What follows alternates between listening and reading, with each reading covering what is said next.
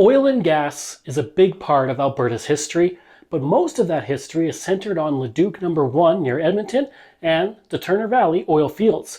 But there's another bit of history way down in Waterton National Park where you can find the first ever oil well in Western Canada, and that's what I'm going to be talking about today. But first, I've driven around Alberta from the far north to the far south on my historical tour, and I still haven't covered all of the areas that ExploreNet covers with its internet service, including its new LTE network that features unlimited data and up to 50 megabits per second of download speed, which I have at home and I'm very thankful for. Back home, I love streaming movies on Netflix or Disney+, playing video games with friends, or doing interviews for my podcast and YouTube channel. In places like nearby Cardston and Pincher Creek, there are towers that ExploreNet has to provide fast, rural internet to the area. It is towers like that that help me enjoy the fast internet back home near Stony Plain. When I am home, putting together this video and uploading my podcast episodes, I will have ExploreNet's excellent network to ensure that my content uploads quickly and easily. ExploreNet Internet has allowed me to run my business from my rural home, and it's only been getting faster and better over time. ExploreNet is a rural internet provider, and that is their root and that is their sole focus. For more information about the new, faster rural internet options in your area, I recommend you go to explorenet.com or call 1-866-285-2253 or click the link in the video description. Now, let's learn about the first ever oil well in Western Canada with some beautiful scenery around it. Nestled in beautiful Waterton National Park, you will find a really cool historical attraction. It's right here. It's Western Canada's first oil-producing well, and it started producing oil in 1902, and it was said it produced as much as 300 barrels a day. And today, it's commemorated in this wonderful monument, which is just off a secondary road. It's paved, it's easy to get to, and the scenery, well, you can't do much better than this.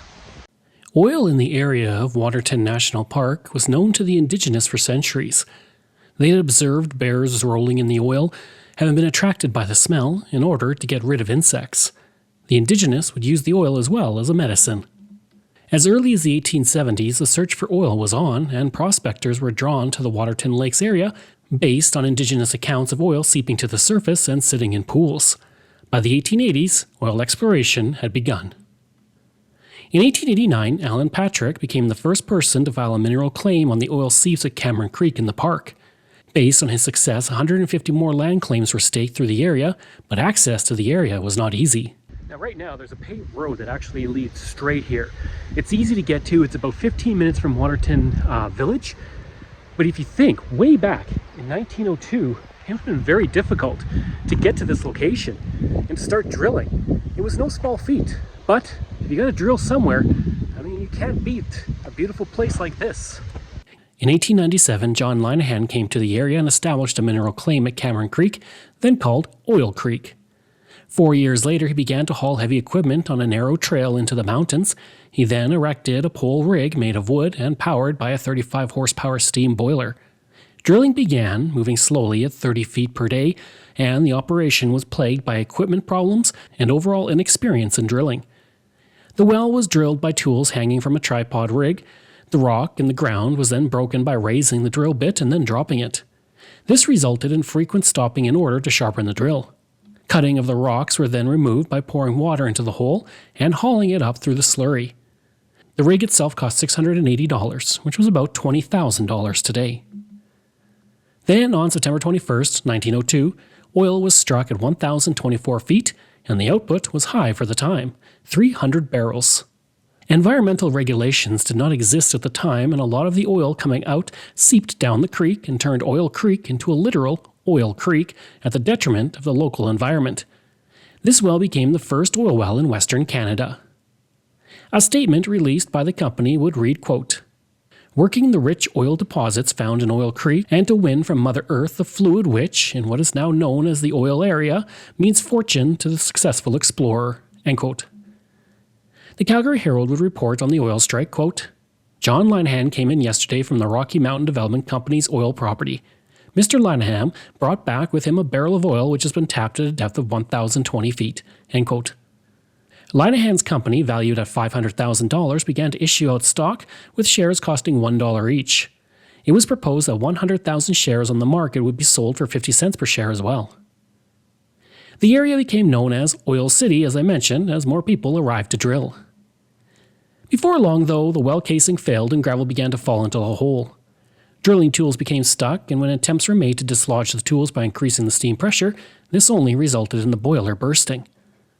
The Calgary Herald reported in 1929, quote, "A long and wearisome period then ensued with efforts devoted to cleaning out the well.